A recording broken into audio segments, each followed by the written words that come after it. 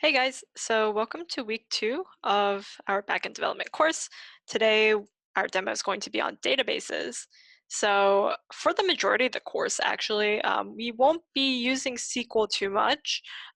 We actually start you guys off with SQL just so that you understand what's going on under the hood when we use a SQL database system. So this is a very basic introduction to how to use SQL to create databases.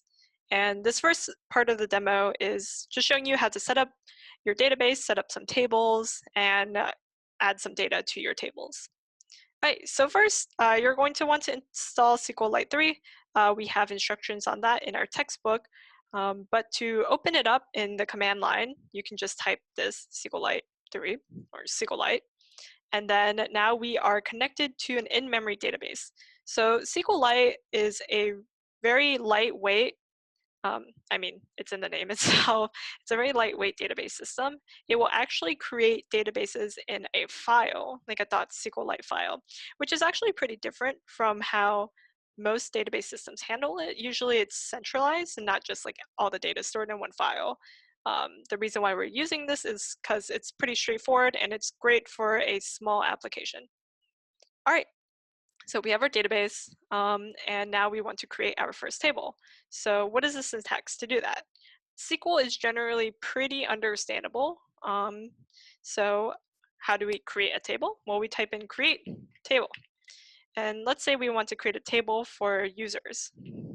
So this is our table name, user. And then now I want to put in the columns we want for our table here. So let's say that we have an ID column, right? And these IDs are going to be integers. So you have to specify the type that your column is going to hold. Then we're also going to say that this is a primary key. So what is a primary key? It basically is telling um, the system that this column is a unique identifier for a row, meaning that you can't have two rows with the same value for this column. And that's what we want. We want ID, meaning identifier, right? Finally, we're going to put this keyword auto increment.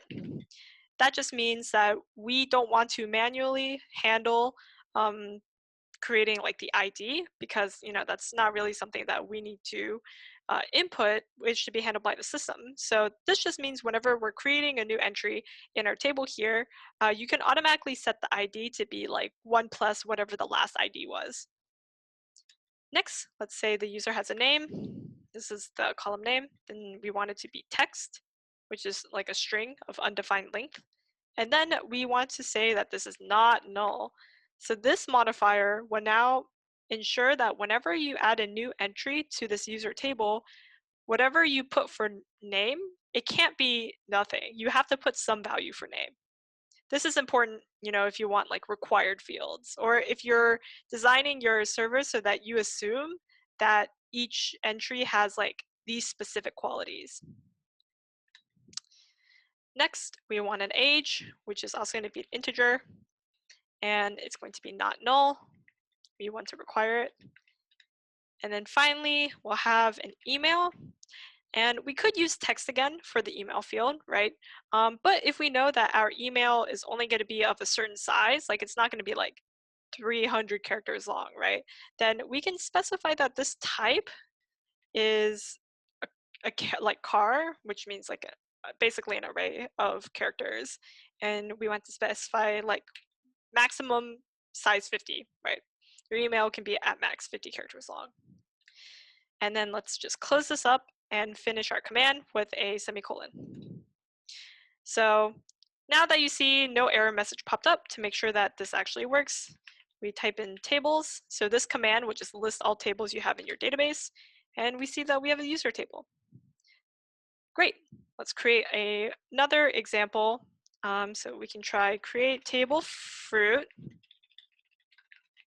and then we'll have the same thing with an ID that's an integer and auto increments. We have a name for the fruit, apple, whatever, every fruit has a name. And then something that's important is that if we have this column healthy, is healthy. By the way, the naming convention for SQLite is lowercase with underscores if you want to. So SQLite doesn't actually have a Boolean class. It just has like an integer class. So if you want to represent true or false, you can do something like 0 or 1, and that would work fine. So is healthy, we're going to say effectively acts as a Boolean, but is represented as an integer. So now if we do tables again, we'll see we have our table user from before and our table fruit that we just created.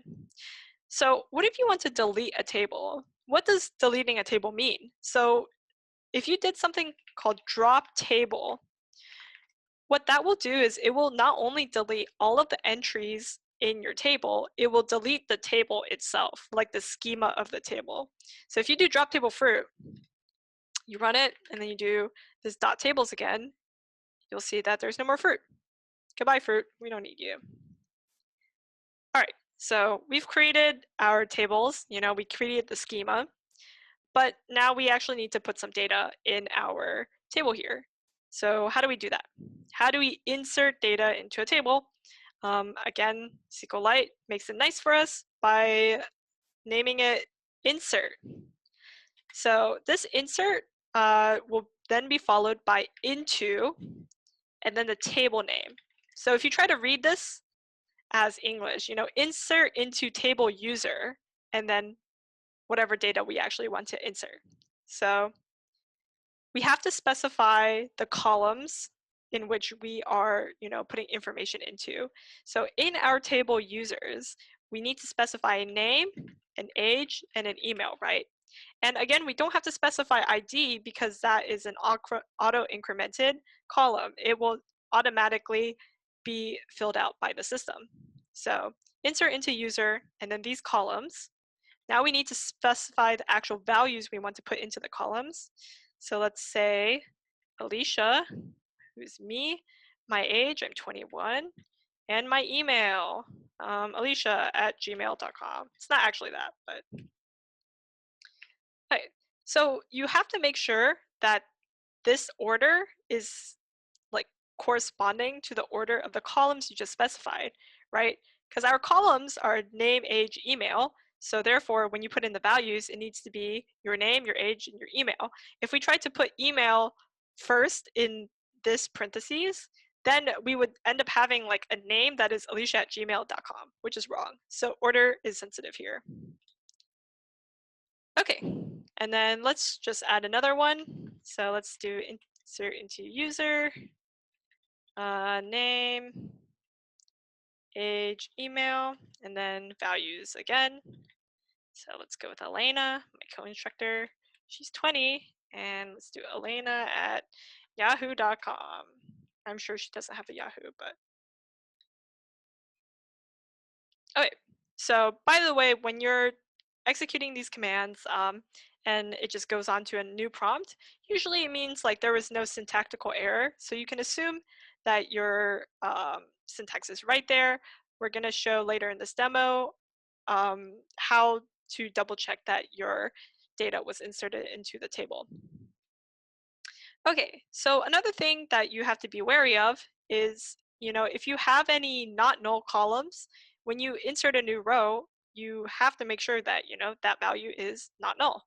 So what happens if we try to insert a row with just a name, and then we only specify a name here. So we have a name, but remember, we have other column, which is age, that's also not null. Now we get an error, not null constraint failed, user.age, which means we didn't specify an age. So that's why the error thrown. That's one of the best parts about having a database is that you can make sure that your data format is consistent with what you're expecting, right? Like if you use something like an Excel sheet or whatever, you can put, for the most part, unless if you have like conditional validation or something, like anything you wanted. And, at that time when you put the data in, it's totally fine. And then only later when you're trying to write a function or whatever, and you realize some of your data points don't have what you need, then that's where issues start. So just making sure everything is, as you expected, is part of the great thing about databases. Okay, And then again, let's try to have another breaking. So let's try inserting a row into user. That's our name and age. But then now we have values that don't correspond with the columns we specified. So let's try to add Alicia again, 21. And now we're also specifying an email again, even though we didn't list the email in our user columns earlier in the command. So now there's a mismatch, right? We have 3 values here and only 2 columns. So this is another thing, just making sure that everything is like as you expected. Okay, so now effectively we have 2 rows in our user table right now, and we want to see what that data is, right? How do we retrieve data? So the way that you can retrieve data in a SQL database system is using the keyword select. So you're selecting some data from your table. So we want to select, what are we getting here? We can select columns, right? We can select the name and email from user. So what does that mean? For every row in our table user, we want to list the name and email, right? So when we enter that, now we get this funny little output here that contains exactly what we wanted. We wanted the name and the email from all users in our user table. And so it only outputted what we specifically requested.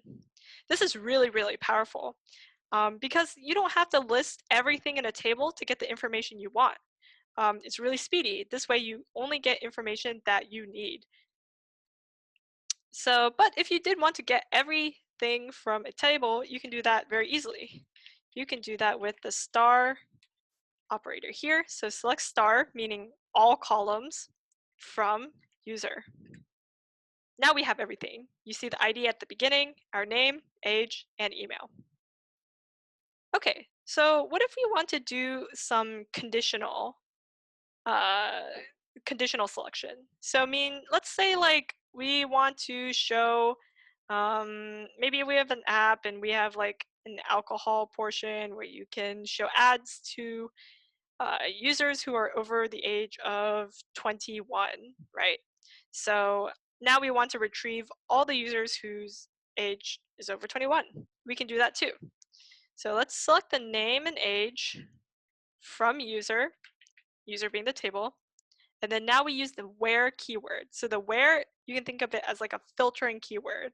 You want to take the name and age from users where the user's age is greater than or equal to 21. So what should this return? It should just return me. I'm 21, Elena's not 21, so we shouldn't get her name or age. And there we go. We can also, make some more compound conditional statements. So now let's try doing something like select ID, name, and age from user where my name. So now you can specify name equals something, right? And age is greater than 20.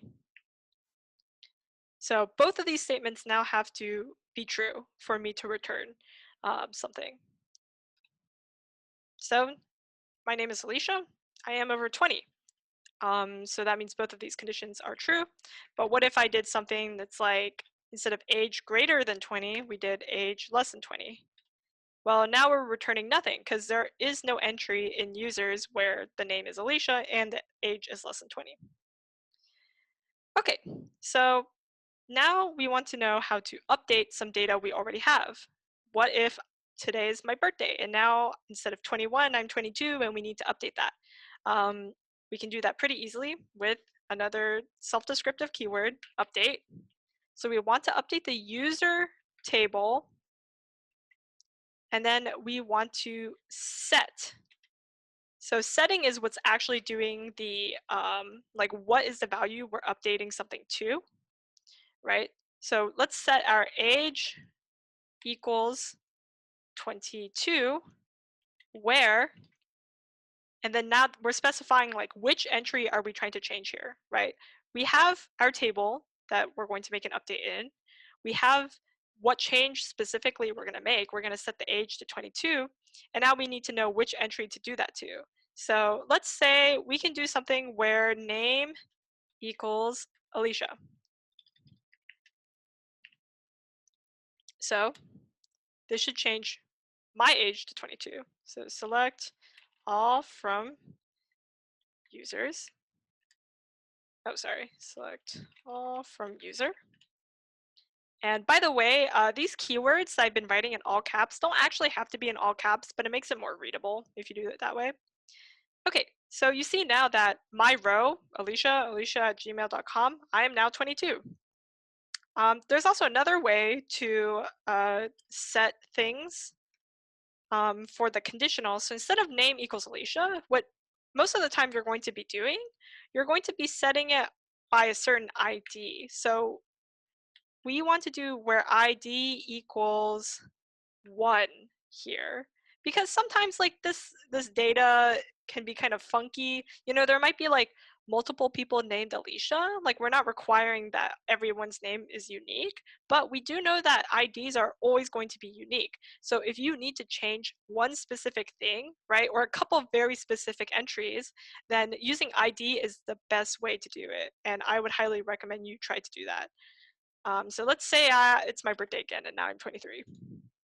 Now, if we check our table again, oh, now I'm 23. Okay, and then finally, if do you want to delete some data, maybe like I don't want to be a user anymore, please delete my account. Um, Without having to drop the entire table because you want to keep all the users, you can delete rows in your table just based on like some certain condition.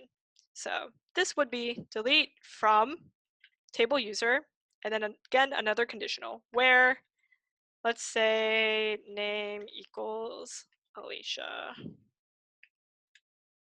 Now, if we select everything again, we'll see that only Elena is here. And then if we wanted to delete Elena as well, goodbye. We can also do like ID equals 2. So that's Elena's ID. Then we select everything from our table again. There's nothing left. So for this assignment number 2, this is pretty much the extent of SQL you need to know. Again, we're going to be doing some more complex stuff later on without you having to directly write SQL commands, but SQL is super, super useful, and I think every developer will have to encounter some form of it. Um, so it's good to, learn, it's good to explore if you're curious about more. Hello, so welcome to our coding portion of our demo for realsies here. Um, this time around, we're going to be showing you how to use a database to store and retrieve information instead of like the dictionary we used in assignment 1. So like before, we're going to have an app.py where we define all of our endpoints. But this time, we're not going to be initializing a task dictionary to keep our tasks. Instead, we're going to move all the data stuff over to a new file called db.py. So this portion of the demo will be explaining how to set up your db.py to create a database and to provide helper functions for interacting with the database. So let's get started. First of all, we're going to be importing our SQLite 3 module here. So SQLite 3, the package in Python will allow us to write and execute SQL commands in Python, which is really useful. We also have some code here. So you don't actually need to know about the specifics of it, but if you're curious, this code will ensure that when we create our database driver class, which is the class that we're going to be using to have all of our helper functions to connect to the database, we want to ensure that we only have one instance of this class running at any given moment, because we don't really want multiple instances connecting to the database at once because there might be some issues there. So this is useful if we were running like multiple servers or threads or on multiple ports, but that's not really a concern that we necessarily have right now. Okay, so let's get started. here is our class that we're going to be writing in. We call it database driver. It's our database driver for the task app, and all of this stuff is going to be handling reading and writing data with our database that we're doing with SQLite. So first of all, we need to initialize our class here. So how are we doing that? We need to connect to our database and then store our connection, because that connection is going to determine, how we actually interact with the database. So we can store the connection in a variable within the object. So let's call that self.con, con standing for connection. Now, hopefully you guys are familiar with the self keyword. You can think of it as like the keyword this if Java, but this is just saying that like whatever instance of our class database driver we're working with, we want to assign con to that instance. Okay, so now we can do a SQLite 3.connect. So the connect method allows us to define a database file name to connect to. Remember that in SQLite, our database is all of the information is stored in one file, and we will automatically create a database with this name if it doesn't exist. So let's give it a name here. I'm going to call it todo.db, but you can name it anything. And then I'm also going to specify check same thread equals false. Again, you don't have to know what this does, but so you know. By default, check same thread is true, and only the creating thread can use the connection. So if it's set false, the return connection can be shared across multiple threads. So when we're using multiple threads with the same connection, writing operations would have to be serialized by the user to avoid data corruption. But we're not really going to be dealing with that right now, so don't worry too much about it. Okay, and then after we've created our connection, we're going to want to instantiate our task table. Task table. This doesn't actually exist yet. We're going to be implementing this function right now. Okay, so now that we have our connection, we're going to want to create a task table. Let's make a function for that.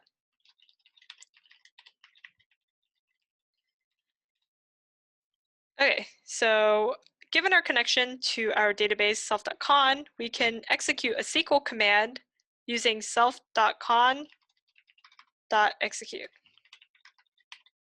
So what does this actually do? Our only argument here is just a Python string representing the SQL command that we're going to be executing. And we're going to define a multi-line string, which uses the triple quotes there just to make it easier to see what this SQL command needs to be. So what kind of task table do we want to create? Well, we have create table task, right? And then what do we want? We want an ID that's an integer and it's a primary key. We want a description that is type text, and we want it to be required.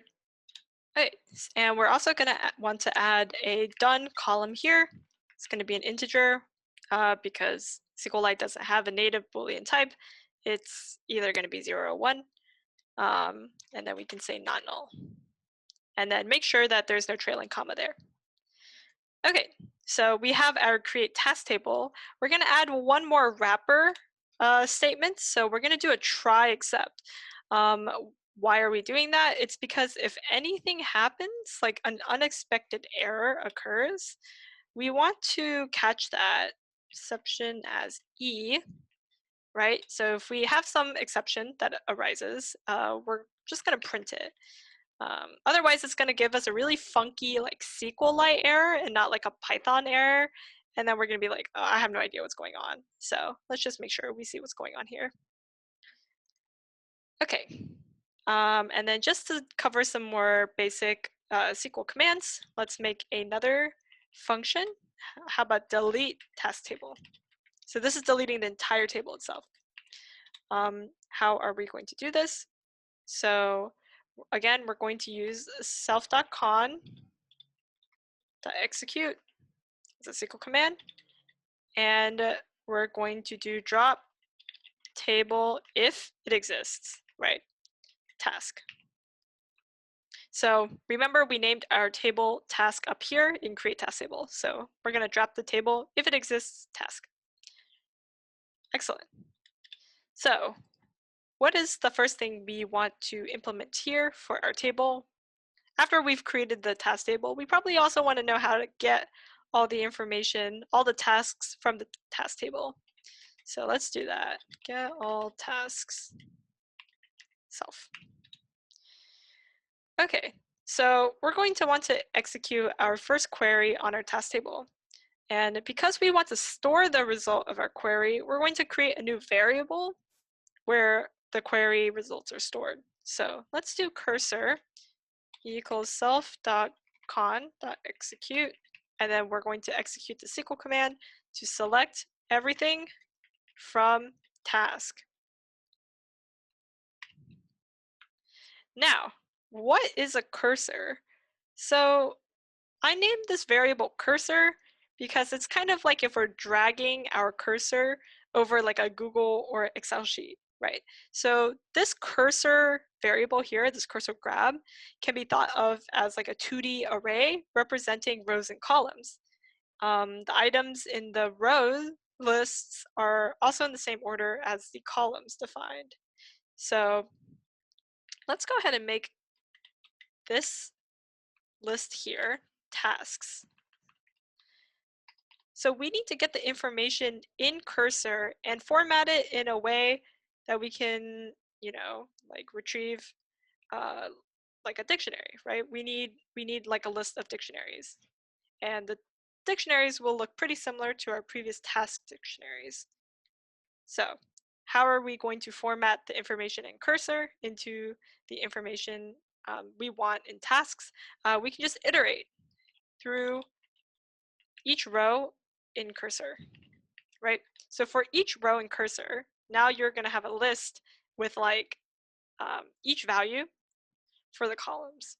So now we want to just add it to tasks. And then we can have something like this. We want to format it into a dictionary like we had before last time. And again, the columns are in the same order as how you defined it before when you created the table. So it should be ID description done. And they all correspond to what we have here. Okay, row 3, 2. Excellent. So now we have our tasks list all filled up with task dictionaries. We can just return tasks. Cool. Okay, well, now we know how to get all of our tasks. We need to implement how to insert a new task. So this is going to have a few more parameters. Instead of just self, which is this object, we're also going to want to pass in a description and whether the task is done or not, right? Because that's something that we are putting into the table and we need to decide beforehand. Okay, so we can show you another way to execute SQL commands by first creating a cursor. So the cursor has a .execute method. We can do cur, meaning cursor, and then create a cursor for our connection. So think of it as like an actual cursor, right? And then now we can execute a command on it. So what command are we doing? We want to insert into our tasks, right? Our task table. So we would do insert into task, and then again we have to specify the columns, description, done, oops,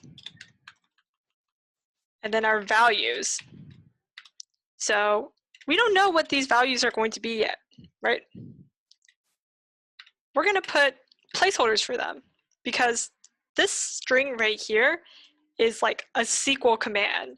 you can't just type in description here and have it expect that it's this parameter that we're passing into our function here, because this is SQL and this is Python. So how are we actually going to get the value of description in our SQL command? We can do that by doing this. So execute has a second argument where you can pass in values from Python. So we can pass in a tuple with the actual values of description and done that we pass in here. And now when we run this SQL command here, it's going to replace these question mark placeholders with these values.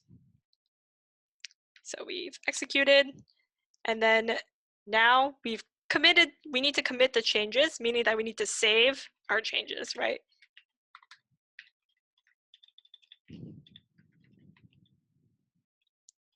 And then we want to return the ID of the task we just created. A cursor object has a field last row ID, which is the ID field of the task we just added. So we can return that. We're going to use this to query for our new task to make sure it was added later.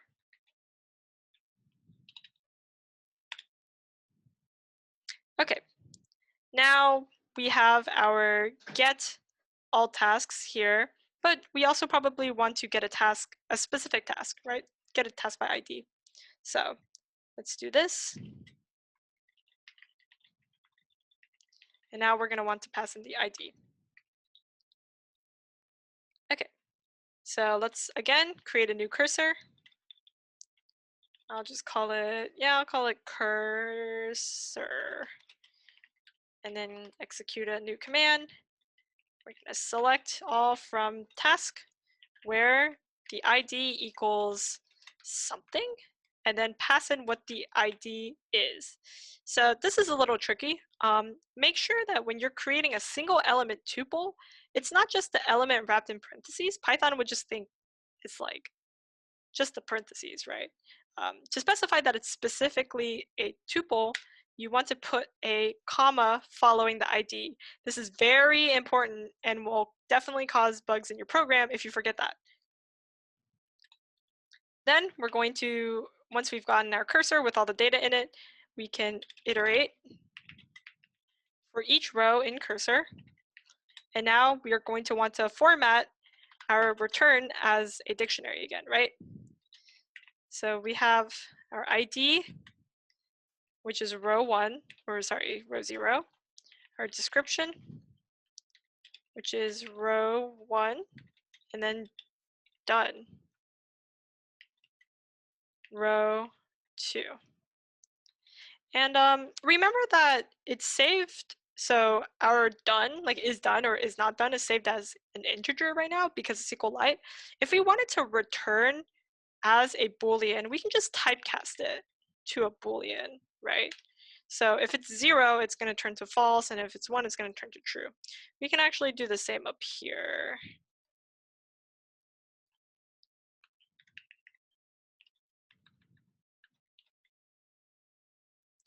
Okay. And then what if we actually have not found anything? Like for row and cursor, we, the cursor is actually empty because it didn't find any rows and tasks where the ID equals whatever ID we want. Then we're just going to go ahead and return none.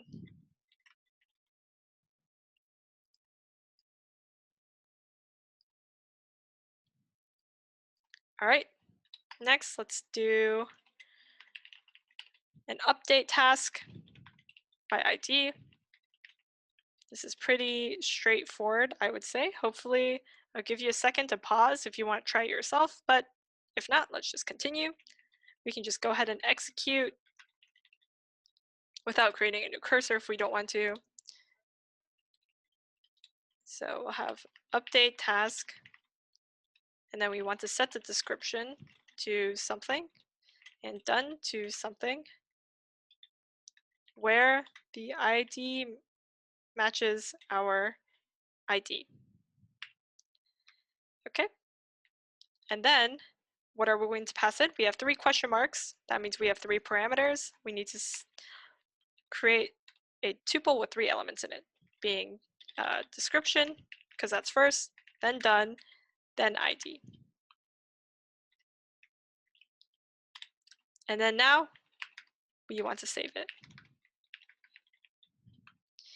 So you might be wondering when we save, like when we commit, when we don't commit.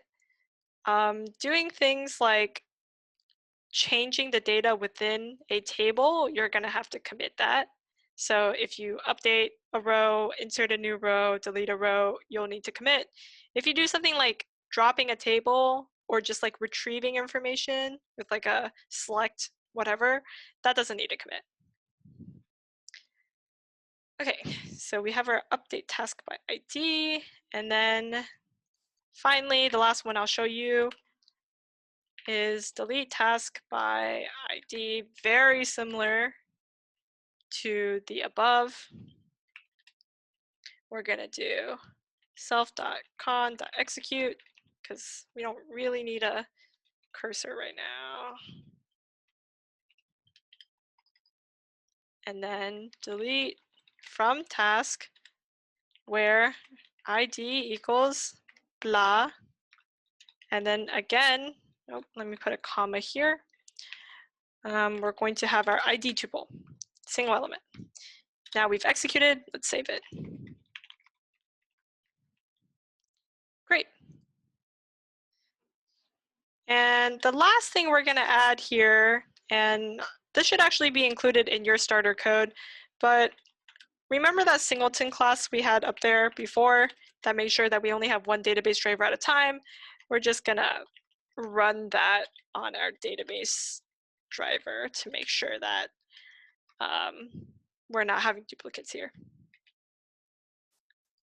Okay, cool. So this is it for our db.py. So again, everything in this database driver class will create a new task table if it doesn't exist. And then if you run any of these functions, it will perform, you know, what the function says it's going to do. It's going to get all tasks, or it's going to delete the task table. So this is going to be super useful soon. Oh, oops. Hello. We don't need that parentheses. Okay, yes, so this is going to be really useful when we have app.py and now we want to use our database to store our data once we get like requests and stuff for our server. Okay, so now that we've completed our db.py, we can go ahead and fill out our endpoints. So notice that we don't have our tasks dictionary anymore. That's because all of our data is being handled in our database. So we can go ahead and use all the helper functions that we've made in db.py to assist us with, you know, completing all of these endpoints here. So first off, let's make sure that we have all the right imports. So of course we're importing JSON for our responses. We have Flask, and then we also now want to import our DB from db.py. So we're going to call this DB, and DB is going to be an instance of the database driver we just created.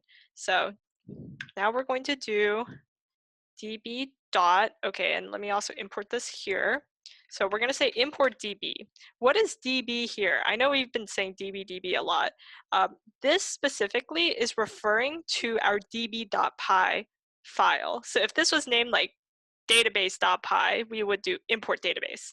So here we're saying our variable db equals, you know, our imported db file dot, and then we define our database driver in the db.py file. So we're going to create an instance of that, and now we have this, and we can use it how we like. Okay, so we have our app equals Flask, and then I'm also going to define some quick general response formats. So you've probably noticed before that, you know, if you have a success response, you're going to have something that has success equals true, and then you're going to have some data. So instead of typing that out every single time, json.dumps, we're just going to make a helper function where if we pass in the data that we want to return and like our status code, it will go ahead and create our JSON. So we're going to return json.dumps, and then in here, we want to indicate success, true, right? And then our data is just going to be whatever data we pass in as a parameter. And then we're going to return the status code as usual. So you might be wondering, if you're not too familiar with Python, what this notation is. This is like a default value for an argument. So if you don't actually pass in a value for code, it's just going to assume code equals 200, right? So this is nice because most of the time we're going to want the code to be 200, but every now and then you might want it to be like 201 or something. And now you have that option of changing if you need to, but not having to type 200 out every single time, because 99% of the time you're going to use 200. Okay, and then we're going to do something similar for our failure response, right? Because all of our failure responses, we're going to have success equals false, and then instead of data, we're going to have an error message. So here, instead of data, we have a message parameter, and then the code default ends up being 404. Again, you can always pass in an actual, maybe like a 400 or 401, but default is 404. So we can just do return json.dumps. Our success is, is false here. And then now our error is just our message that we pass in. And then of course the code again. So we're going to be using this function from now on whenever we want to return our response in these endpoints. Okay, so now our get tasks will be a really simple one-liner. Because we've abstracted all of our data related logic to db.py, and we've abstracted our responses above, we can just do this. We can create a new response, return success response, right? And then what is the data we're passing in here? It's just going to be db.getAllTasks, right? So if you remember, and I'm gonna flip to db.py right now, your getAllTasks function right here will go ahead and select all tasks from your task table and then return it in the form that we want it to be returned, which is a list of task dictionaries, just like before. So now we can just pass it back, and this get tasks is complete. Next, we're going to want to create tasks just like before. We need to parse the body of our incoming request and parse the description. And then now we can create our task in the database with our insert task table method that's in db.py. So let's parse the body first. So as before, body equals json.loads, request data, right? And then we're going to get the description from our body. Now, before we've been using body and then like description here, but a more recommended and a safer way of getting this value is actually body.get description. So this will get the value if the description key exists, but it won't throw an error if it doesn't exist. This time it will just return none. So now your route isn't going to error out and return like super weird error. It's going to just assume that the description is none. You can also, what's nice about body.get or just the .get function is you can specify default value just like above, where now, maybe if you don't supply a description, you can put in a default one, like default description, right? But by default, this will be none. So we can just assume that. Okay, so now we are going to want to do db.insert task table, which is what we implemented in db.py. And then if you remember, insert task table requires that you pass in description and done, right? Because we need to know the description and whether it's done. So let's go ahead and pass in our description. And by default, we're going to assume it's false, because when you create a new task, we're not going to assume that it's done. And so this will go ahead and insert the task table, the task into the task table. And if you remember, it returns the task ID. And we're going to want to keep track of that, because as a response, even though we have already successfully, inserted the task into the task table, we want to make sure that your client knows that as well and knows which task it is. So we're going to just do task ID equals blah.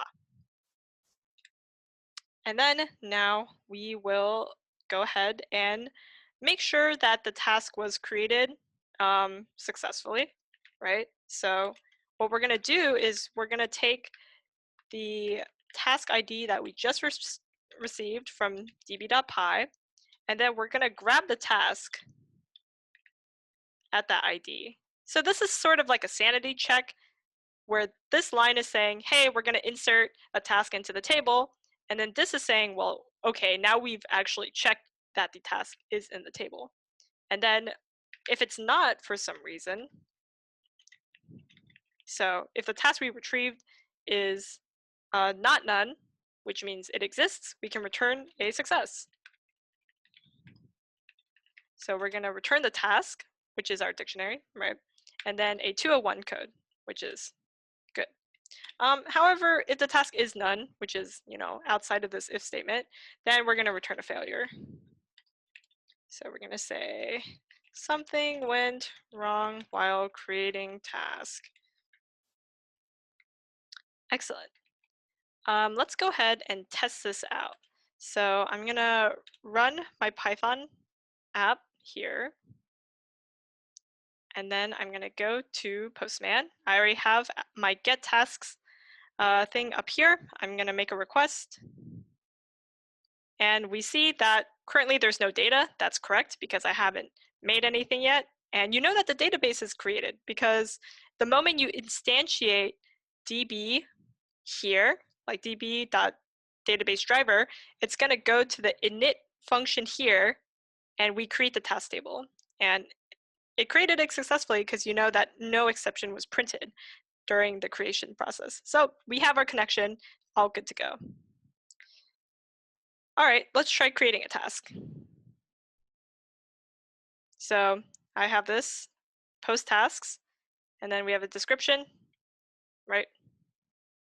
And notice that I don't have done here because, again, we assume that done is false when we create a new task. Oh. Oh, I forgot to import requests here. Let's go ahead and do that. So from Flask, we need request. This is just something that we need to parse the stuff. Remember, from our request.data. Save that. And this is restarting the server. Cool, so it's active now. Let's try that again. Okay, so excellent. We have success is true, and then the ID is 1, description take a nap, done false, just like we said. And then let's just get the tasks one more time to make sure that it's all good. And yeah, now we have our new stuff. Now, this is exciting. Let's take a look here. I'm going to stop my server, right? I ended my server. And last time in the previous demo, if I did that and then I started the server again, all the tasks I created beforehand are now gone, like because they were saved in memory in a dictionary, right? But now, because we have a database, this data will persist outside of memory. And if I get tasks again, it's still here. Woohoo. So now you don't have to worry about, oh no, my server crashed in the middle of something and now I lost all my data. It's there, it is stored. All right, let's go ahead and stop this and move away. All right, so next thing we want to do is get task. So this is pretty simple. It's just a copy of the end of the previous route to get a task by its ID. So we have task equals db.get task by ID, right? Task ID. Then if task is not none, if the task is successfully gotten, return success response task. Otherwise, we want to return a failure.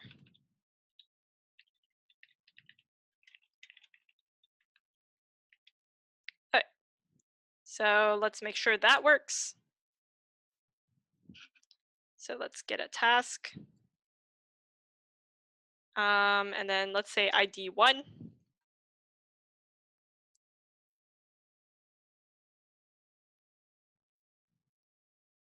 Oops.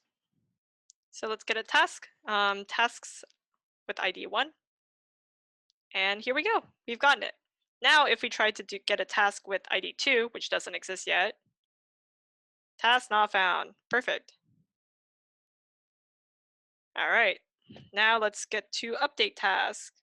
So let's go ahead and get our body again. Because this is a post request and we're going to be passing in, what we want to update. Now we know we have to load the body. And then description equals body.get description as before. Make sure to use .get. And then now we can do done equals body.get at done. Okay, so we can also cast our value here, body.get done, with Boolean to make sure that it's a Boolean. So that way when we insert stuff into our database, it's in the correct format. So if you remember, our done field here is an integer, but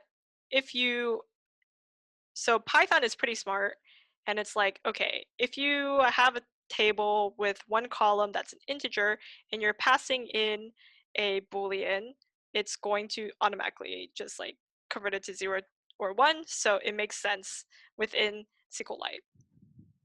So we're going to do that, because what if you typed in like a string version of like true or something? Like, we just need to make sure it's a Boolean.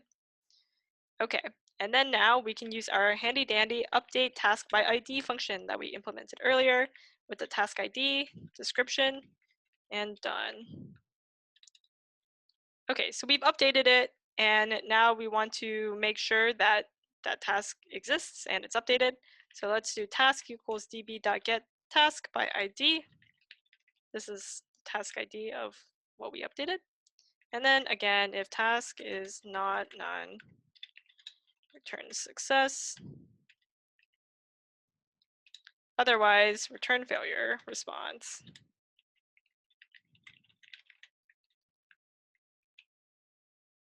Okay, so this is restarting my server. Let's try updating our task. Update task. And then our body here, laundry dry cleaning, and we want to change the done to true. Okay, so it says that we've probably updated it. Let's make sure one more time. And yeah, here it is. Okay, almost at the end here. So last thing, we want to make sure that the task exists before we try to remove it. Otherwise, something funky will happen. So let's get our task as usual.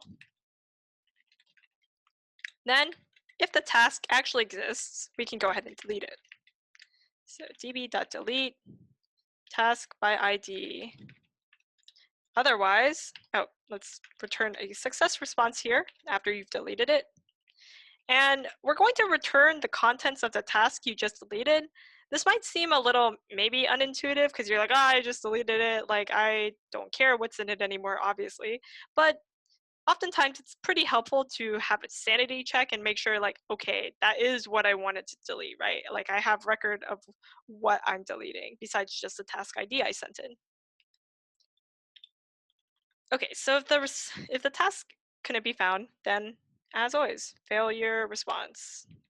Failure responses are really important because server-client communication is king, and we need to make sure that the client understands what the backend is doing. And if there's a problem, the client needs to know what the problem is instead of a very vague internal server error.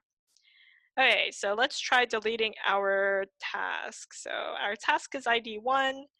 Let's go ahead and make a request. It says, so here we have our task, right? That was just deleted. If I try to delete it again, it's probably going to say not found. Yep, because we just deleted it. And then one more sanity check. Let's get all the tasks here. And now we have empty. There's nothing left.